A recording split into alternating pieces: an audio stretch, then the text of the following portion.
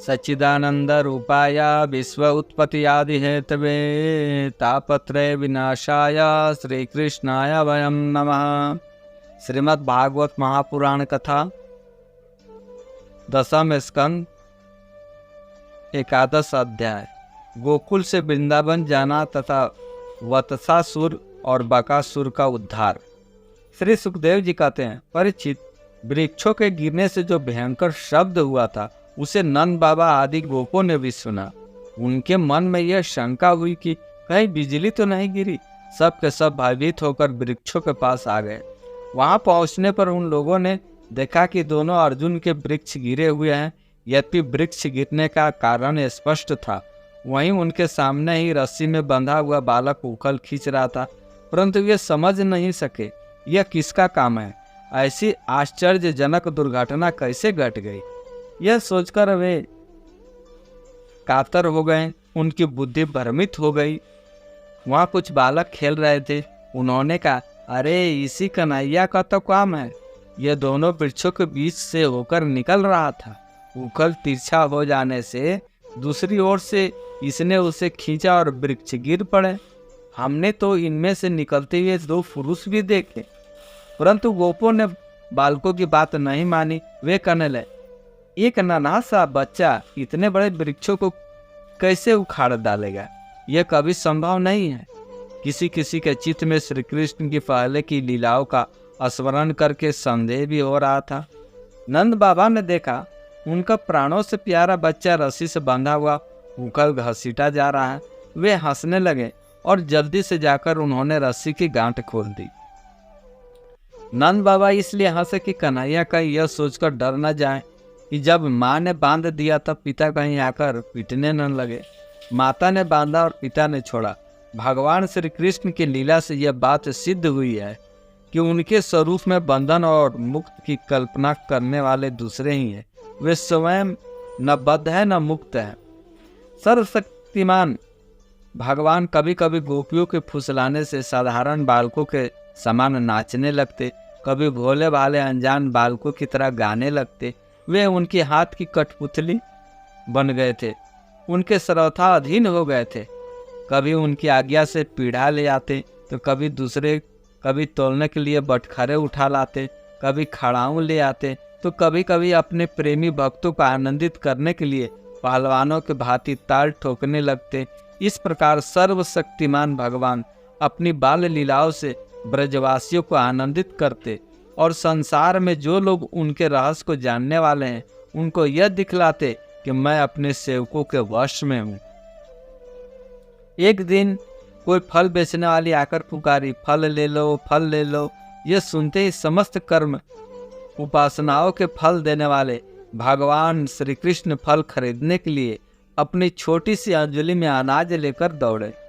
उनकी अंजलि में अनाज तो रास्ते में ही बिखर गया, पर फल बेचने वाली ने उनके दोनों हाथों में फल से भर दिए। इधर भगवान ने भी उसकी फल रखने की टोकरी रत्नों से भर दी। तदंतर एक दिन यमला अर्जुन वृक्ष को तोड़ने वाले श्री कृष्ण और बलराम बालकों के साथ खेलते खेलते यमुना तट पर चले गए और खेल में ही रम गए। तब रोहिणी जी ने उन्हें पुकारा, ओ कृष्ण, ओ बलराम, जल्दी आओ, जल्दी आओ। परंतु रोहिणी के पुकारने पर भी वे आए नहीं, क्योंकि उनका मन खेल में लग गया था। जब बुलाने पर भी ये दोनों बालक नहीं आए, तब रोहिणी जी ने वात्सल्य स्नेह में यशोदा जी को भेजा। श्री कृष्ण और बलराम ग्वाल बालकों के साथ बहुत देर से खेल रहे थे। यशोदा जी ने जाकर उन्हें पुकारा। उस समय पुत्र के प्रति वात्सल्य के कारण उनके स्तनों में दूध चू रहा था। वे जोर जोर से पुकारने लगी, मेरे प्यारे कन्हैया, ओ कृष्ण, ओ कमल नयन श्याम सुंदर बेटा, आओ अपनी माँ का दूध पी लो। खेलते खेलते थक गए हो बेटा, अब बस करो। देखो तो सही, तुम भूख से दुबले हो रहे हो। मेरे प्यारे बेटा राम, तुम तो समूचे कुल को आनंदित करने वाला हो। अपने छोटे भाई को लेकर जल्दी आ जाओ। देखो भाई, आज तुमने बहुत सवेरे कलेऊ नहीं किया था, अब तो तुम्हें कुछ खाना चाहिए। बेटा बलराम, ब्रजराज भोजन करने के लिए बैठ गए हैं, परंतु अभी तक तुम्हारी बाट देख रहे हैं। आओ अब हमें आनंदित करो। बालको, अब तुम लोग भी अपने अपने घर जाओ। बेटा देखो तो सही, तुम्हारा एक ही काम धूल से लथपथ हो रहा है। आओ जल्दी से स्नान कर लो, आज तुम्हारा जन्म नक्षत्र है, जन्मदिन है। पवित्र होकर ब्राह्मणों को गोदान करो। देखो देखो, तुम्हारे साथियों को उनकी माताओं ने नहला धुला कर साफ सुथरा कर दिया, सुंदर सुंदर गहने पहना दिए। अब तुम भी नहा धोकर खा पी कर पान ओढ़कर तब खेलना। परीक्षित, माता यशोदा का संपूर्ण मन प्राण प्रेम बंधन से बंधा हुआ था। वे चराचर जगत के शिरोमणि भगवान को अपना पुत्र समझती और इस प्रकार कहकर एक हाथ से बलराम तथा दूसरे हाथ से श्री कृष्ण को पकड़कर अपने घर ले आई। इसके बाद इन्होंने पुत्र के मंगल के लिए जो कुछ करना था वो बड़े प्रेम से किया। जब नंद बाबा आदि बड़े बूढ़े गोपों ने देखा कि महावन में तो बड़े बड़े उत्पात होने लगे हैं, तब ये लोग इकट्ठा होकर अब ब्रजवासियों को क्या करना चाहिए इस विषय पर विचार करने लगे। उनमें से एक गोप का नाम था उपनंद। वे अवस्था में तो बड़े थे, ज्ञान में भी बड़े थे। उन्हें इस बात का पता था कि किस समय किस स्थान पर किस वस्तु से कैसा व्यवहार करना चाहिए। साथ ही वे यह भी जानते थे कि राम और श्याम सुखी रहें, उन पर कोई विपत्ति न आवे।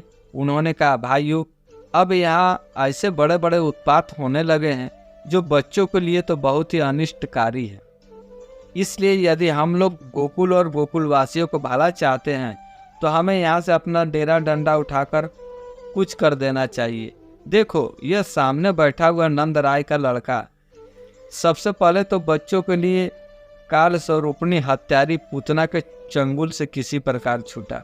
इसके बाद भगवान की दूसरी कृपा यह हुई कि इसके ऊपर इतना बड़ा छकड़ा गिरते गिरते बचा। बवंडर रूपधारी दैत्य ने तो इसे आकाश में ले जाकर बड़ी भारी विपत्ति में ही डाल दिया। गिरने के समय उनके बीच में आकर ही यह या और कोई बालक न मरा। इससे भी यही समझना चाहिए कि भगवान ने हमारी रक्षा की है। इसलिए जब तक कोई बहुत बड़ा अनिष्टकारी अरिष्ट हमें और हमारे ब्रज को नष्ट न कर दे, उसके पहले हम लोग यहाँ से अपने बच्चों को लेकर अन्यत्र चल चले।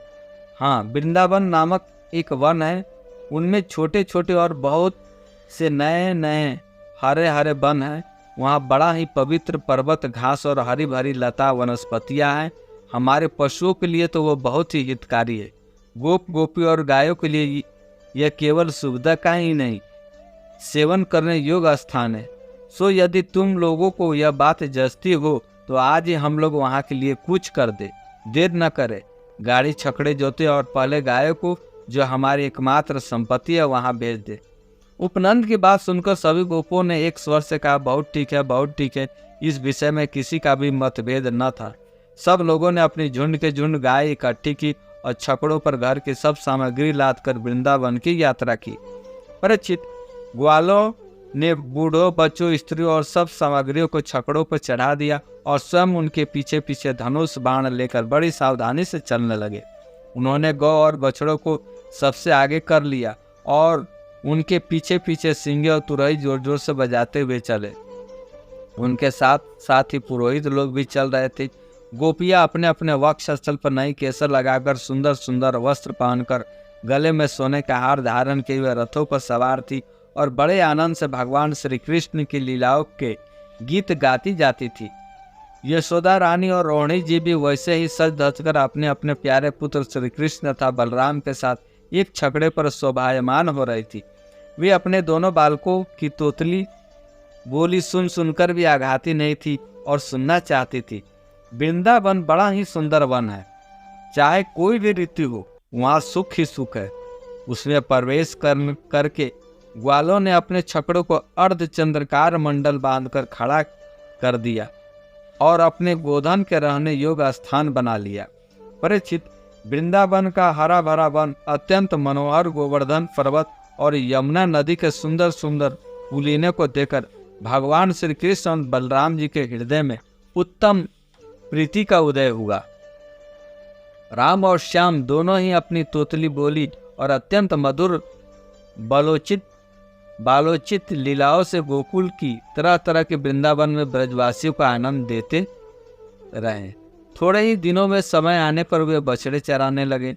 दूसरे ग्वाल बालकों के साथ खेलने के लिए बहुत सी सामग्री लेकर वे घर से निकल पड़ते और गाय को रहने के स्थान के पास ही अपने बछड़ों को चराते।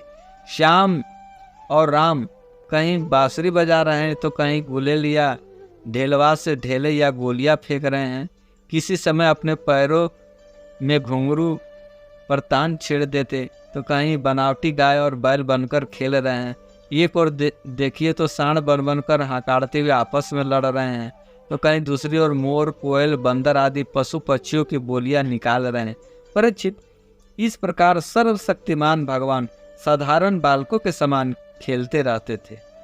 एक दिन की बात है, श्याम और बलराम अपने प्रेमी सखा ग्वाल बालकों के साथ यमुना तट पर बछड़े चरा रहे थे। उसी समय उन्हें मारने की नीयत से एक दैत्य आया। भगवान ने देखा कि वो बनावटी बछड़े का रूप धारण कर बछड़ों के झुंड में मिल गया है। वे आंखों के इशारों से बलराम जी को दिखाते हुए धीरे धीरे उसके पास पहुंच गए। उस समय ऐसा जान पड़ता था मानो वे दैत्य को तो पहचानते नहीं और इस हट्टे कट्टे सुंदर बछड़े पर मुग्ध हो गए हैं। भगवान श्री कृष्ण ने पूंछ के साथ उसके दोनों पिछले पैर पकड़कर आकाश में घुमाया और मर जाने पर कैद के वृक्ष पर पटक दिया। उसका लंबा तगड़ा दैत्य शरीर बहुत से कैद के वृक्षों को गिराकर स्वयं भी गिर पड़ा। यह देखकर ग्वाल बालकों की आश्चर्य की सीमा न रही। वे वाह वाह करके प्यारे कन्हैया की प्रशंसा करने लगे। देवता भी बड़े आनंद से फूलों की वर्षा करने लगे। परीक्षित, जो सारे लोगों के एकमात्र रक्षक है, वे ही श्याम और बलराम अब वत्सपाल बछड़ों के चरवाहे बने हुए हैं। वे तड़के उठकर कलेवे की सामग्री ले लेते और बछड़े को चराते हुए एक वन से दूसरे वन में घुमा करते। एक दिन की बात है, सब ग्वाल बाल अपने झुंड के झुंड बछड़ों को पानी पिलाने के लिए जलाशय के तट पर ले गए। उन्होंने पहले बछड़ों को जल पिलाया, फिर स्वयं भी जल पिया। ग्वाल बालकों ने देखा कि वहाँ एक बहुत बड़ा जीव बैठा हुआ है। वह ऐसा मालूम पड़ता था मानो इंद्र के वज्र से कटकर कोई पहाड़ का टुकड़ा गिरा हुआ है। ग्वाल बाल उसे देखकर डर गए। वह बक नामक एक बड़ा भारी असुर था, जो बगुले का रूप धारण करके वहां आया था। उसकी चोंच बड़ी तीखी थी और वह स्वयं बड़ा बलवान था। उसने झपटकर श्री कृष्ण को निगल लिया। जब बलराम आदि बालकों ने देखा कि यह बड़ा भारी बगुला श्री कृष्ण को निगल गया, तब उनकी वह गति हुई जो प्राण निकल जाने पर इंद्रियों की होती है। वे अचेत हो गए, बेहोश हो गए। परीक्षित, श्री कृष्ण लोक पितामह ब्रह्मा के भी पिता हैं। वे लीला से ही गोपाल बालक बने हुए। जब वे बगुले के तालू के नीचे पहुंचे, तब वे आग के समान उसका तालू जलने लगा। अतः उस दैत्य ने श्री कृष्ण के शरीर पर बिना किसी प्रकार का घाव किए ही झटपट उन्हें उगल दिया और फिर बड़े क्रोध से अपनी कठोर चोंच से उन पर चोट करने के लिए टूट पड़ा। कंस का सखा बकासुर अभिभक्त वत्सल भगवान श्री कृष्ण पर झपट ही रहा था कि उन्होंने अपने दोनों हाथों से उसके दोनों ठोर पकड़ लिए और ग्वाल बालकों को देखते देखते खेल ही खेल में उसे वैसे ही चीर डाला जैसे कोई वीरण गरुड़ जिसकी जड़ खस होता उसे चीर डाले। इससे देवताओं को बड़ा आनंद हुआ। सभी देवता भगवान श्री कृष्ण पर नंद वन के बेला, चमेली आदि फूल बरसाने लगे तथा नगारे, शंख आदि बजाकर एवं स्तोत्रों द्वारा उनको प्रसन्न करने लगे। ये सब देखकर सब के सब ग्वाल बाल आश्चर्यचकित हो गए। जब बलराम आदि बालकों ने देखा कि श्री कृष्ण बगुले के मुंह से निकलकर हमारे पास आ गए हैं, तब उन्हें ऐसा आनंद हुआ मानो प्राणों के संचार से इंद्रियां सचेत और आनंदित हो जाती है। सबने भगवान को अलग अलग गले लगाया। इसके बाद अपने अपने बछड़े हाँककर सब ब्रज में आए। वहां उन्होंने घर के लोगों से सारी घटना कह सुनाई। परीक्षित, बकासुर के वध की घटना सुनकर सब के सब गोप गोपी आश्चर्यचकित हो गए। उन्हें ऐसा जान पड़ा जैसे कन्हैया साक्षात मृत्यु के मुख से लौट आया हो। वे बड़ी उत्सुकता, प्रेम और आदर से श्री कृष्ण को निहारने लगे। उनके नेत्रों की प्यास बढ़ती ही जाती थी, किसी प्रकार उनकी तृप्ति न होती थी। वे आपस में कहने लगे, हाय हाय, यह कितनी आश्चर्य की बात है। यह बालक कई बार मृत्यु के मुंह में जाना पड़ा इस बालक, परंतु जिन्होंने इनका अनिष्ट करना चाहे उन्हीं का अनिष्ट हुआ, क्योंकि उन्होंने पहले से दूसरे का अनिष्ट किया था। यह सब होने पर भी वे भयंकर असुर उसका कुछ भी नहीं बिगाड़ पाते। आते हैं इसे मार डालने की नीयत से, किंतु आग पर गिरकर पतंगों की तरह उल्टे स्वयं ही स्वाहा हो जाते हैं, मर जाते हैं। सच है, ब्रह्मवेता महात्माओं के वचन कभी झूठे नहीं होते। देखो ना, महात्मा गर्गाचार्य जी ने जितनी बातें कही थी सब की सब सोलहो आने ठीक उतर रही है। नंद बाबा आदि गोपगण इसी प्रकार बड़े आनंद से अपने श्याम और राम की बातें किया करते। वे उनमें इतने तन्मय रहते कि उन्हें संसार के सुख दुख संकटों का कुछ पता ही न चलता। इस प्रकार श्याम और बलराम ग्वाल बालकों के साथ कभी कभी आंख मिचौली खेलते, कभी फूल बांधते, कभी बंदरों के भांति उछलते कूदते, तो कभी कभी कोई विचित्र खेल करते। इस प्रकार बालोचित खेलों से उन दोनों ने ब्रज में अपनी बाल्यावस्था व्यतीत की। शेष अगले अंक में। राधे राधे।